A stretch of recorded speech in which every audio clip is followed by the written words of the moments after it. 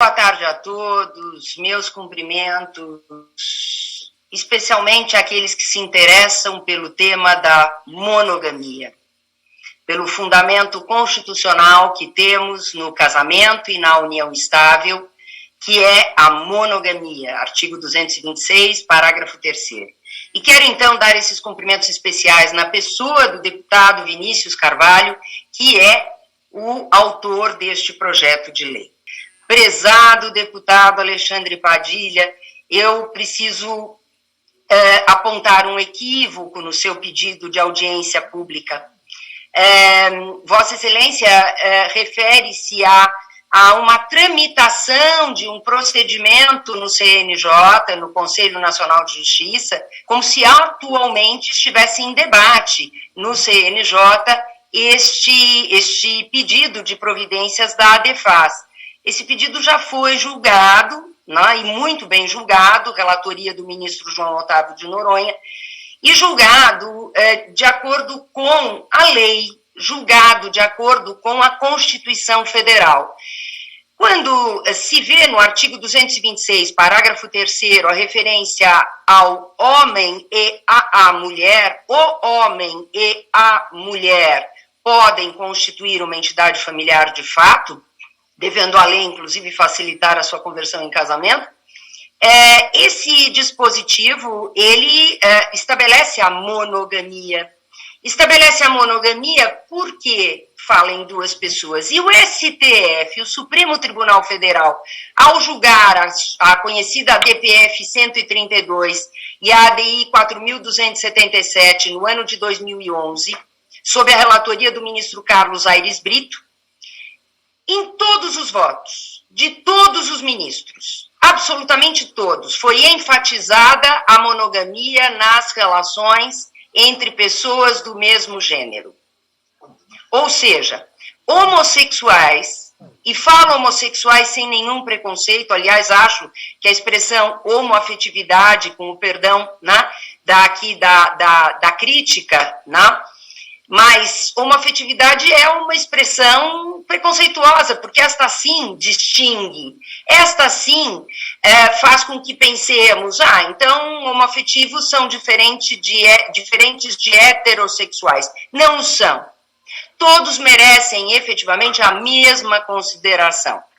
E no STF, repito, neste julgamento, não foi alargado o conceito para a poligamia. Muito ao contrário, todos os ministros enfatizaram a monogamia nas relações entre pessoas do mesmo gênero, entre dois homens ou duas mulheres. Portanto, como não poderia deixar de ser? É o que diz a nossa Constituição da República Federativa do Brasil, é o que diz todo o nosso sistema legislativo. Vamos pensar em sistema.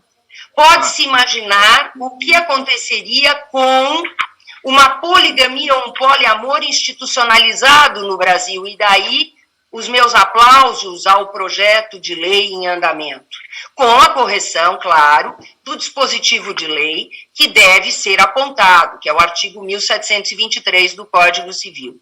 Mas os meus aplausos, por quê?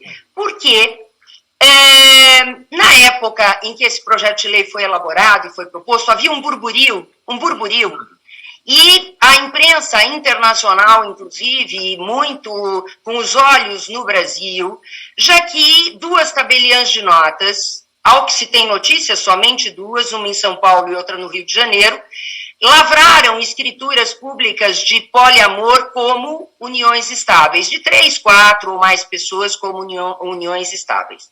O jornal Le Monde, entre outros tantos jornais do mundo todo, até da Tailândia, imaginem, o jornal Le Monde disse: o Brasil, le Brésil adopte le ménage à trois. Tamanha a inaceitabilidade do poliamor ou da relação poliafetiva, ou seja, dessa relação de poligamia no Brasil e no mundo. Aliás, o Dr. Caio Morro falará sobre estatísticas a respeito da monogamia e da poligamia ao redor do mundo e dos prejuízos que traz a poligamia, que traz a relação poligâmica para as mulheres. especialmente para as mulheres. Maiores índices de violência doméstica acontecem na maior parte da África, que adota a poligamia, e na menor parte da Ásia. Por sinal, só ali a poligamia é institucionalizada. Então, este tal poliamor, que é desta relação de 3, 4 ou 5 pessoas vivendo juntas, inclusive com crianças envolvidas neste tipo de relação, quiçá quando de 2 mulheres com um homem sem identificar o pai, né, é algo que efetivamente é incabível no direito brasileiro.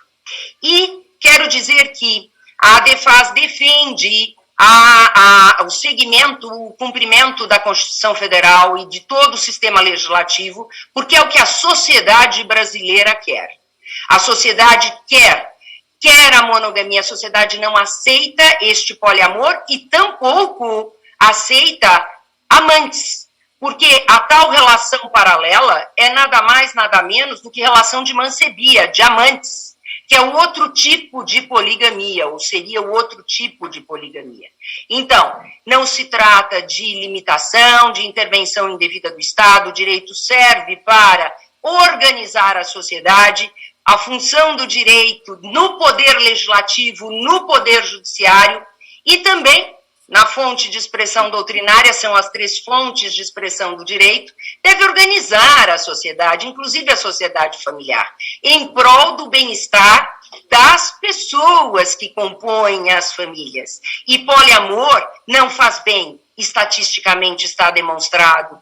Amantes, obviamente, fazem parte de uma relação ilícita, e assim reconheceu, e bem reconheceu, o Supremo Tribunal Federal. A ADEFAS participou como amicus curiae nesse recurso extraordinário sob a relatoria do ministro Alexandre de Moraes, julgado agora em dezembro do ano passado, com tese de repercussão geral e, portanto, erga omnes, absolutamente bem feita. Falando agora de amantes. Amantes não têm direitos previdenciários, nem de família, nem sucessórios. Aliás, com impactos, se tivessem, muito graves na própria Previdência e nos benefícios que a Previdência deve dar às pessoas sem torná-las miseráveis por uma divisão infinita, causando inclusive fraudes as mais diversas. E eu quero aqui citar neste acórdão do STF, o precioso voto do ministro Toffoli, que fala da sociologia jurídica na percepção do direito. O direito no poder legislativo, no poder judiciário, ele, de um lado, emana da sociedade. A sociedade não aceita o poliamor e tampouco a mancebia. Sendo resultante do poder social que o apoia e o impõe, palavras do ministro Toffoli, como reflexo dos objetivos, valores e necessidades sociais. De outro lado, diz Toffoli, ministro Toffoli, o direito influencia a sociedade como instrumento de controle. O direito jamais deixará de ser este instrumento de controle. Portanto, também nesse aspecto, caro deputado Alexandre Padilha, o pedido de audiência pública contém um equívoco quando diz que o Poder Judiciário está debatendo isto. Não está debatendo se amantes têm direitos ou não. Já tem uma tese de repercussão geral do STF, depois de 2 décadas de jurisprudência uniforme do STF e do STJ, do Superior Tribunal de Justiça, que não atribuem direitos previdenciários de família e sucessórios para as relações extraconjugais ou paralelas a uma união estável. Então, dentro disto, era o que eu gostaria de colocar no meu tempo regimental, agradecer esta oportunidade, estarei sempre pronta ao debate, com